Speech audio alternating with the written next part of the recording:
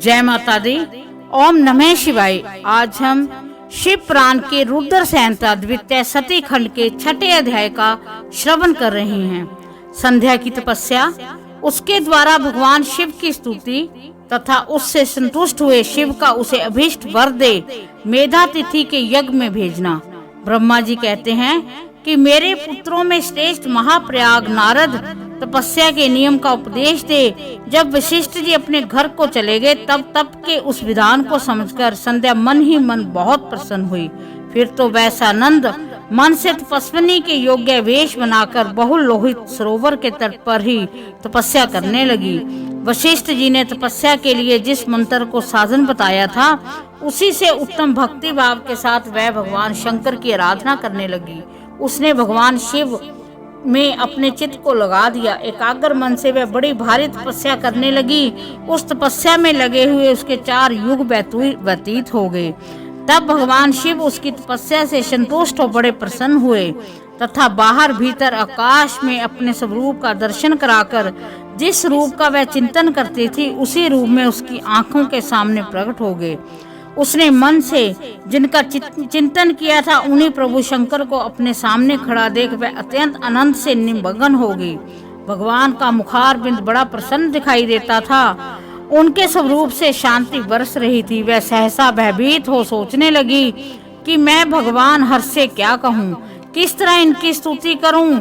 इसी चिंता में पड़कर उसने अपने दोनों नेत्र बंद कर लिए। नेत्र बंद कर लेने पर भगवान शिव ने उसके हृदय में प्रवेश करके उसे दिव्य ज्ञान दिया, दिव्य वाणी और दिव्य दृष्टि प्रदान की। जब उसे दिव्य ज्ञान, दिव्य दृष्टि, दिव्य वाणी प्राप्त हो गई तब वह कठिनाई से ज्ञात होने वाले जगदीश्वर भगवान को प्रत्यक्ष देखकर उनकी स्तुति करने लगी। संध्या बोली, जो निराकार और परम ज्ञान गम्य है, जो ना तो स्थूल है ना सूक्ष्म है ना उच्च है ना जिनके स्वरूप का योगी जन अपने हृदय के भीतर चिंतन करते हैं, उन्हीं लोक स्नष्टा आप भगवान शिव को नमस्कार है। जिन्हें सर्व कहते हैं, जो शांत स्वरूप, निर्मल, निर्विकार, ज्ञान मग्न, जो अपने ही प्रकाश में स्थित हो प्रकाशित होते हैं, जिनमें विकार का अत्यंत अभाव है, जो आकाश मार्ग की भांति निर्गुण निराकार बताए गए हैं, जिनका रूप अज्ञान में अंधकार मार्ग से स्वर्था परे है, उन नित्य प्रसन्न आप भगवान शिव को मैं प्रणाम करती हूँ। जिनका रूप एक शुद्ध बिना माया के प्रकाशमान सच्चिदानंद मैं सहज निर्विकार नित्यानंद में सत्य ऐश्वर्य से युक्त प्रसन्न तथा लक्ष्मी देने वाला है, उन आप भगवान शिव को नमस्कार है। जिनके स्वरूप की ज्ञान रूप से ही उद्भावना की जा सकती है, जो इस जगत में सर्वथा भिन्न है एवं सत्व प्रधान ध्यान के योग्य आत्म स्वरूप सारभूत सबको पार लगाने वाला तथा पवित्र वस्तुओं में भी परम पवित्र है, उन आप महेश्वर को मेरा नमस्कार है। आपका जो स्वरूप शुद्ध मनोहर रत्नमय आभूषणों से विभूषित तथा स्वच्छ कर्पूर के समान गौर वरण है, जिसने अपने हाथों में वर, अभय, शूल और मुंड धारण कर रखा है, उसी दिव्य चिन्मय सगुण साकार विग्रह से सुशोभित आप योग युक्त भगवान शिव को नमस्कार है। आकाश, पृथ्वी, दिशाएं, जल, तेज और काल ये जिनके रूप हैं, उन आप परमेश्वर को नमस्कार है। प्रधान और पुरुष जिनके शरीर रूप से प्रकट हुए हैं, अर्थात वे दोनों जिनके शरीर हैं, इसलिए जिनका यथार्थ रूप अव्यक्त है, उन भगवान शंकर को बारंबार नमस्कार है। जो ब्रह्मा होकर जगत की सृष्टि करते हैं, जो विष्णु होकर संसार का पालन करते हैं, जो रुद्र होकर अंत में सृष्टि का संहार करेंगे, उन्हीं आप भगवान सदा शिव को बारंबार नमस्कार है। जो कारण के भी कारण हैं, दिव्य अमृत रूप ज्ञान तथा अनिमा आदि ऐश्वर्य प्रदान करने वाले हैं, समस्त लोकांतरों का वैभव देने वाले हैं, स्वयं प्रकाश रूप हैं तथा प्रकृति से भी परे हैं, उन परमेश्वर शिव को नमस्कार है, नमस्कार है। ये जगत जिनसे भिन्न नहीं कहा जाता, जिनके चरणों से पृथ्वी तथा अन्याय अंगों से संपूर्ण दिशाएं, सूर्य, चंद्रमा, कामदेव आदि अन्य देवता प्रकट हुए हैं और जिनकी नाभि से अंतरिक्ष का आविर्भाव हुआ है, उन्हीं आप भगवान शंभु को मेरा नमस्कार है। हे प्रभु, आप ही सबसे उत्कृष्ट परमात्मा हैं, आप ही नाना प्रकार की विद्याएं हैं, आप ही संहार करता हैं, आप ही सद ब्रह्मा तथा पर ब्रह्मा हैं। आप सदा विचार में तत्पर रहते हैं, जिनका न आदि है, न मध्य है, न अंत ही है, जिनसे सारा जगत उत्पन्न हुआ है, जो मन और वाणी के विषय नहीं है, उन महादेव जी की स्तुति मैं कैसे कर सकूंगी।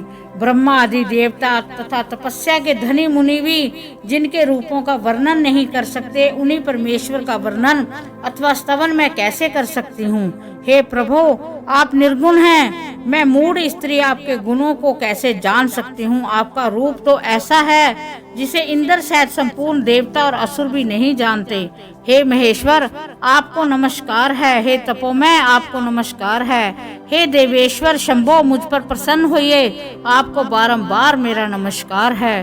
ब्रह्मा जी कहते हैं कि नारद, संध्या का यह स्तुति पूर्ण वचन सुनकर उसके द्वारा भली भांति प्रशंसित हुए भक्त वत्सल परमेश्वर शंकर बहुत प्रसन्न हुए। उसका शरीर बलकल और मृग चर्म से ढका हुआ था, मस्तक पर पवित्र जटाजूट शोभा पा रहा था। उस समय पाले के मारे हुए कमल के समान उसके कुम्हलाए हुए मुंह को देखकर भगवान हर दया से द्रवित हो उससे इस प्रकार बोले। महेश्वर ने कहा कि हे भद्रे, मैं तुम्हारी इस उत्तम तपस्या से बहुत प्रसन्न हूँ। शुद्ध बुद्धि वाली देवी, तुम्हारे इस तवन से भी मुझे बड़ा संतोष प्राप्त हुआ है। अतः इस समय अपनी इच्छा के अनुसार कोई वर मांगो, जिस वर से तुम्हें प्रयोजन हो तथा जो तुम्हारे मन में हो उसे मैं अवश्य पूर्ण करूंगा। तुम्हारा कल्याण हो। मैं तुम्हारे व्रत नियम से बहुत प्रसन्न हूँ।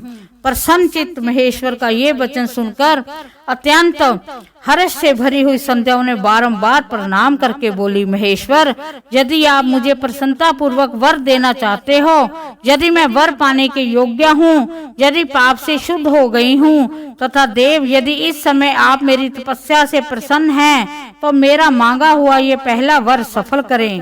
हे देवेश्वर, इस आकाश में पृथ्वी आदि किसी भी स्थान में जो प्राणी हैं, वे सब के सब जन्म लेते ही काम भाव से युक्त न हो जाएं। नाथ, मेरी सा काम दृष्टि कहीं न पड़े। मेरे जो पति हों वे भी मेरे अत्यंत सुहृदयी हों। पति के अतिरिक्त जो भी पुरुष मुझे साकाम भाव से देखे, उसके पुरुष तत्व का नाश हो जाए, वह तत्काल नपुंसक हो जाए। निष्पाप संध्या का ये वचन सुनकर प्रसन्न हुए भक्त वत्सल भगवान शंकर ने कहा कि देवी संध्या सुनो। भद्रे, तुमने जो जो वर मांगा है वह सब तुम्हारी तपस्या से संतुष्ट होकर मैंने दे दिया है। प्राणियों के जीवन में मुख्यतः 4 अवस्थाएं होती हैं।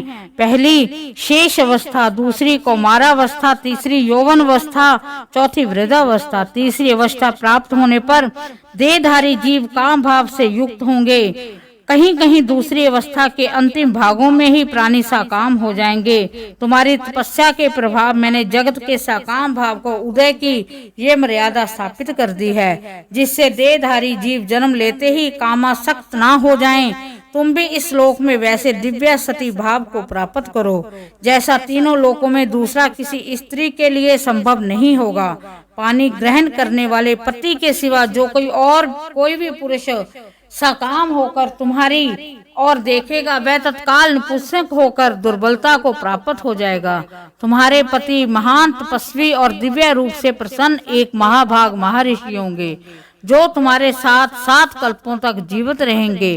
तुमने मुझसे जो वर मांगे थे वह सब मैंने पूर्ण कर दिए हैं। अब मैं तुमसे दूसरी बात कहूँगा जो पूर्व जन्म में संबंध रखती है। तुमने पहले से ही प्रतिज्ञा कर रखी है कि मैं अग्नि में अपने शरीर को त्याग दूंगी। उस प्रतिज्ञा को सफल करने के लिए मैं तुम्हें एक उपाय बताता हूँ, उसे निस्संदेह करो। मुनिवर, मेधा तिथि का एक यज्ञ चल रहा है जो 12 वर्षों तक चालू रहने वाला है।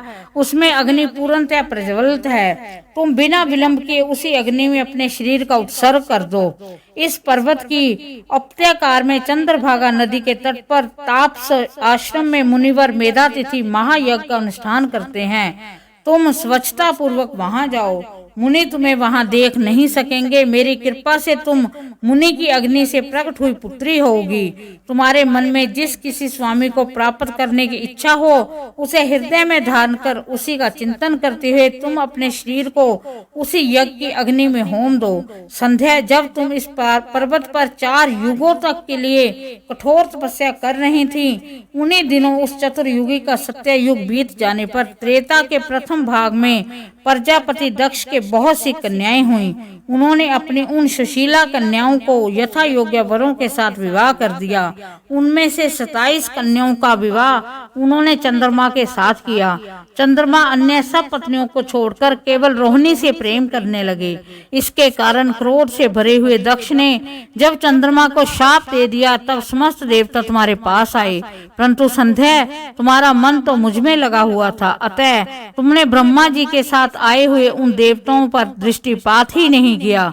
तब ब्रह्मा जी ने आकाश की ओर देखकर और चंद्रमा पुनः अपने स्वरूप को प्राप्त करे, ये उद्देश्य मन में रखकर उन्हें शाप से छुड़ाने के लिए एक नदी की सृष्टि की, जो चंद्र या चंद्रभागा नदी के नाम से विख्यात हुई। चंद्रभागा के पार्थिव काल में ही महर्षि मेधातिथि यहाँ उपस्थित हुए थे।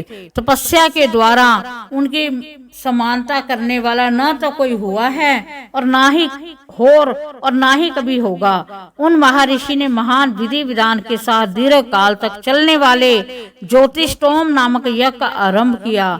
उनमें अग्निदेव पूर्ण रूप से प्रज्वलित हो रहे थे। उसी आग में तुम अपने शरीर को डाल दो और पवित्र हो जाओ। ऐसा करने से इस समय तुम्हारी वह प्रतिज्ञा पूर्ण हो जाएगी। इस प्रकार संध्या को उसके हित का उपदेश देकर देवेश्वर भगवान शिव वहीं अंतर ध्यान हो गए।